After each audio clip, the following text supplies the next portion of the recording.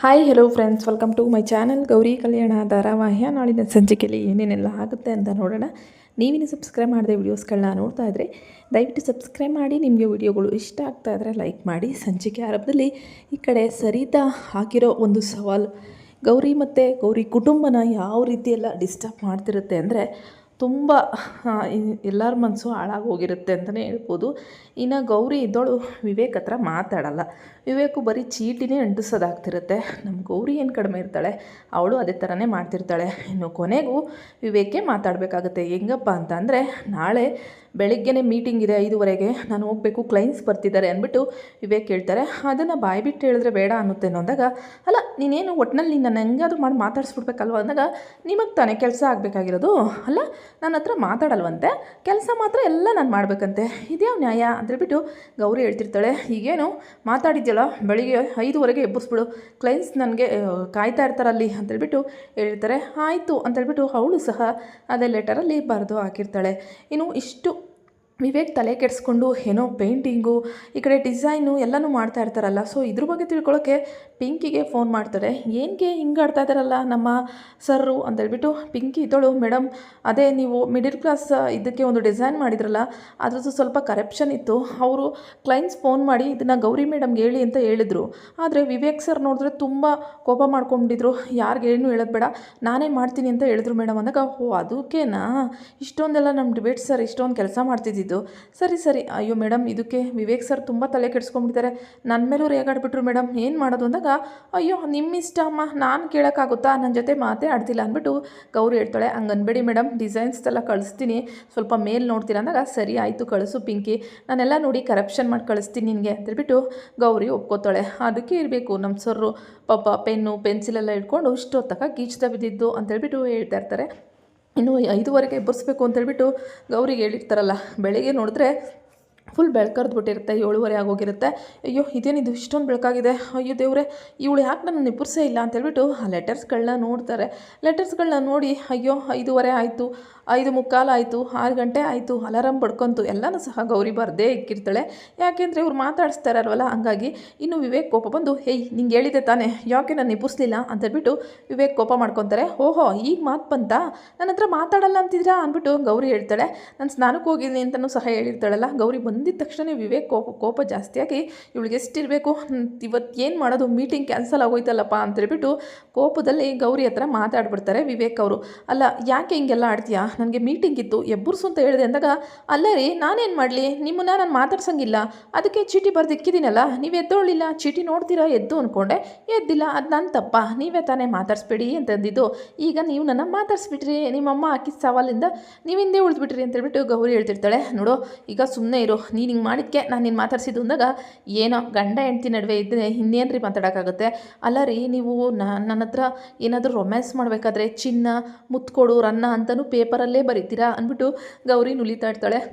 ನೋಡು ಹೀಗೆಲ್ಲ ಮಾತಾಡ್ಬಿಡ ನನ್ನ ಹತ್ರ, ನನಗೀಗೆ ಕೋಪ ಬಂದುಬಿಟ್ಟಿದೆ, ನಿನಗೆ ಸುಮ್ಮನೆ ಈಗ ಮೀಟಿಂಗ್ ಏನಾಯಿತು ಅಂತ ಕೋಪ ಬರ್ತಾಯಿದೆ ಅಂದಾಗ, ರೀ ತಲೆ ಕೆಡಿಸ್ಕೋಬೇಡಿ, ಮಾವ ಫೋನ್ ಮಾಡಿದರು, ಮೀಟಿಂಗು ಕ್ಯಾನ್ಸಲ್ ಆಗಿದೆಯಂತೆ, ಕ್ಲೈಂಟ್ಸ್ ಫೋನ್ ಮಾಡಿದ್ರಂತೆ, ನೆಕ್ಸ್ಟ್ ಡೇ ಯಾವಾಗಾದರೂ ಮಾಡ್ತಾರೆ ಅಂದಾಗ, ಮೊದಲೇ ಹೇಳ್ಬೇಕು ತಾನೇ, ನನಗೆ ಎಷ್ಟು ಟೆನ್ಷನ್ ಆಗಿತ್ತು ಅಂದಾಗ, ಟೆನ್ಷನ್ ಮಾಡ್ಕೊಂಬಿಡ್ರಿ ಕಣ್ರಿ, ನಾನಿಲ್ವಾ ಟೆನ್ಷನ್ ಮಾಡ್ಕೊಂಡ್ರೆ ಕಡಿಮೆ ಮಾಡೋಕ್ಕೆ ಅಂತೇಳ್ಬಿಟ್ಟು ಗೌರಿ ಮೊದಲೇ ನೋಡಿರ್ತಾರಲ್ಲ ಆ ಥರ ಮಾತಾಡ್ತಿರ್ತಾಳೆ. ಇನ್ನು ನಮ್ಮ ಶ್ಯಾಮ್ ಸರ್ಗೆ ಯಾರೋ ಒಬ್ಬಳು ಕವಿತೆನ ಬರೆದು ಪ್ರೀತಿನ ಹೇಳ್ಕೊಂಡಿರ್ತಾಳೆ. ನಿಮ್ಮ ಕವಿತೆ ತುಂಬ ಚೆನ್ನಾಗಿದೆ, ನಿಮ್ಮನ್ನು ತುಂಬ ಪ್ರೀತಿಸ್ತೀನಿ ಅಂತೇಳ್ಬಿಟ್ಟು ಐ ಲವ್ ಯು ಅಂತ ಫೋನ್ ನಂಬರು ಹಾಕಿರ್ತಾಳೆ. ಅದಕ್ಕೇನು ನಂಬರ್ಗೆ ಫೋನ್ ಮಾಡಿದ್ರೆ ಆ ಕಡೆ ಹುಡುಗಿ ನನ್ನ ಹೆಸರನ್ನ ಕಂಡಿಡೀರಿ ನೀವು ಅಂತೇಳ್ಬಿಟ್ಟು ಒಂದು ಟಾಸ್ಕು ಕೊಟ್ಟಿರ್ತಾಳೆ. ನಿಮಗೂ ಮತ್ತು ನನಗೂ ಒಂಥರ ಅವಿನಾಭಾವ ಸಂಬಂಧ ಇದೆ, ಕವಿತೆಗಳಿಗೂ ನನಗೂ ತುಂಬ ಸಂಬಂಧ ಇದೆ ನನ್ನ ಹೆಸರಲ್ಲೂ, ಅದನ್ನು ನೀವು ಕಂಡಿಡೀರಿ ಅಂತ. ಶ್ಯಾಮ್ ಫುಲ್ಲು ಹೌದಾ ಏನಿರ್ಬೋದು ಅದು, ಬತ್ಯ ಚಿನ್ನು ಅಂದಾಗ, ಚಿನ್ನು ಇದೊಳು ನನಗೆ ಕೆಲಸ ಇದೆ, ನೀವೇ ಬೇಕಾದರೆ ಹುಡುಗಿ ನುಡಿಕೊ ಹೋಗಿ ಅಂತೇಳ್ಬಿಟ್ಟು ಅಲ್ಲಿಂದ ಹೊರಟ್ಬಿಡ್ತಾರೆ. ಇನ್ನೂ ಬೆಳಗ್ಗೆ ಟಿಫನ್ಗೆ ಎಲ್ಲರೂ ಮಾತಾಡ್ಸಂಗಿಲ್ವಲ್ಲ ಗೌರಿ, ಎಲ್ಲದ್ರ ಮೇಲೂ ಪೇಪರ್ ಬರೆದು ಹಾಕಿರ್ತಾಳೆ, ಗಂಟೆ ಹೊಡೆದು ಎಲ್ಲರೂ ಕರಿತಿರ್ತಾಳೆ. ಇದೇನಮ್ಮ ಗೌರಿ ಇದು, ಗಂಟೆ ಹೊಡೆದು ಒಳ್ಳೆ ಮಕ್ಕಳನ್ನ ಸ್ಕೂಲಲ್ಲಿ ಬೆಲ್ ಹೊಡೆದು ಇದಕ್ಕೆ ಕರೀತಾರಲ್ಲ ಊಟಕ್ಕೆ ಹಂಗೆ ಕರಿತಿದ್ಯಾ, ಇದೇನಮ್ಮ ಇದು ರೂಲ್ಸು, ಇದೇನಿದು ಹೊಡೆ ಅನ್ನ ಸಾಂಬಾರು ಅಂತೆಲ್ಲ ಬರ್ದಿಕ್ಕಿದ್ಯಾ, ಏನು ನಡೀತಾ ಇದೆ ಇಲ್ಲಿ ಅಂತೇಳ್ಬಿಟ್ಟು ಚಕ್ರವರ್ತಿಯವರು ಕೇಳ್ತಾರೆ. ಇನ್ನು ಗೌರಿ ಏನೂ ಹೇಳಂಗಿಲ್ಲ, ಏನು ಹೇಳಿದ್ರು ಸರಿ ತುಂಗೆ ಊದ ಬಾದ. ಇನ್ನೂ ಅಜ್ಜಿ ಬಂದು ಎಲ್ಲ ನಿನ್ನ ಹೆಂಡ್ತಿ ತೆಯ್ಯಪ್ಪ ಅಂತಂದಾಗ ಏನು ಹೇಳಿದ್ರಿ ಅಂದಾಗ ಹೌದಪ್ಪ ನೀನು ಹೆಂಡ್ತಿನೇ ಯಾರೂ ಮಾತಾಡಬಾರ್ದು ಅಂತ ಷರತ್ತು ಹಾಕಿದ್ದಾಳೆ ಅಂದ್ಬಿಟ್ಟು ಹೇಳ್ತಾ ಇರ್ತಾರೆ. ಇನ್ನು ವಿವೇಕ್ ಇದ್ದನು ಇವಳು ದುರಾಂಕಾರ ಅತಿಯಾದ ದುರಾಂಕಾರ ಈ ರೀತಿ ಎಲ್ಲ ಮಾಡಿದ್ದಾಳೆ ಅಂದ್ಬಿಟ್ಟು ವಿವೇಕ್ ಹೇಳ್ತಾರೆ, ಏನಪ್ಪ ಇದು ನಿಮ್ಮ ಅಮ್ಮಂಗ ಇಲ್ಲ ಈ ಗೌರಿಗ ಅಂತೇಳ್ಬಿಟ್ಟು ಅಜ್ಜಿ ಕೇಳ್ತಾರೆ. ಯಾಕತ್ತೆ ಎಲ್ಲದಕ್ಕೂ ನನ್ನ ಮೇಲೆ ಬರ್ತೀರಾ, ನನ್ನ ಮೇಲೆ ಗೂಬೆ ಕೂರಿಸ್ತೀರಾ ಅಂದ್ಬಿಟ್ಟು ಸರಿತಾ ಕೇಳ್ತಾಳೆ. ನೀನೇ ಗೂಬೆ ಕೂರಿಸ್ತಿಲ್ಲಮ್ಮ, ನಿನ್ನ ತಲೆ ತುಂಬ ಗೂಬೆನೇ ಕುತ್ಕೊಂಡ್ಬಿಟ್ಟಿದೆ ಅಂದ್ಬಿಟ್ಟು ಅಜ್ಜಿ ಹೇಳ್ತಾರೆ. ಏನು ನಡೀತಾ ಇದೆ ಈ ಮನೆಯಲ್ಲಿ ಅಂತಂದಾಗ, ಅಯ್ಯೋ ದೇವ್ರೆ ನಿನ್ನ ಹೆಂಡ್ತಿ ಮನೆಯವ್ರು ಯಾರು ಗೌರಿ ಹತ್ರ ಮಾತಾಡಬಾರ್ದು ಅಂತ ಷರತ್ತು ಹಾಕಿದ್ದಾಳಪ್ಪ, ಅದಕ್ಕೆ ಯಾರೂ ಮಾತಾಡ್ತಿಲ್ಲ ಅಂತೇಳ್ಬಿಟ್ಟು ಅಜ್ಜಿ ಹೇಳ್ತಾರೆ. ಏನು ಸರಿತಾ ಏನು ನಡೀತಿದೆ ಇಲ್ಲಿ ಅಂತಂದಾಗ, ಇನ್ನೇನಪ್ಪ ದೊಡ್ಡವರಾಗಿ ನಮಗೆ ಮಾತಿಗೆ ಮರ್ಯಾದೆ ಇಲ್ಲ ನಿನ್ನ ಹೆಂಡ್ತಿ ಹತ್ರ, ಇನ್ನೋಳು ಸಸ್ಯ ಮರ್ಯಾದೆ ಕೊಡ್ತಾಳ, ಗಡ್ಡನೂ ಮಾತಾಡಿಸ್ಬಾರ್ದು, ಯಾರೂ ಮಾತಾಡಿಸ್ಬಾರ್ದು, ಆ ಹುಡುಗಿ ಇನ್ನೇನು ಮಾಡುತ್ತೆ, ಅದಕ್ಕೆ ಈ ಥರ ಚೀಟಿ ಬರ್ದಿಕ್ಕಿದ್ದಾಳೆ ಅಲ್ಲ, ಯಾಕೆ ಇವಳು ಈ ಥರ ಹಿಂಗೆ ಆಡ್ತಾ ಇದ್ದಾಳೆ ಅಂದಾಗ, ಅತ್ತೆ ಅವಳು ಮಾಡಿದ್ದು ಸರಿನಾ, ಆ ಮಣ್ಣು ತುಳಿಯೋಕೆ ಹೋಗ್ಬೇಕಿತ್ತ, ತವ್ರ ಮನೆ ಉದ್ಧಾರ ಮಾಡಬೇಕಿತ್ತ ಅಂತಂದ್ಬಿಟ್ಟು ಸರಿತಾ ಹೇಳ್ತಾರೆ. ಅವಳೇನು ಮಣ್ಣು ತುಳಿದಿರೋದಷ್ಟೇ ತಾನೇ, ಯಾರನ್ನೂ ಕೊಲೆ ಮಾಡಿಲ್ಲ ತಾನೇ, ಹೆಣ್ಮಕ್ಳು ತವ್ರಿನ ಕಷ್ಟಕ್ಕಾಗೋದು ಒಂದು ಒಳ್ಳೇದು ಕಣೆ, ಅದನ್ನ ಯಾಕೆ ಕೆಟ್ಟ ಥರ ನೋಡ್ಕೊತೀಯಾ ಅಂತೇಳ್ಬಿಟ್ಟು ಸರಿತುಂಗ ಅಜ್ಜಿ ಬೈತಾರೆ.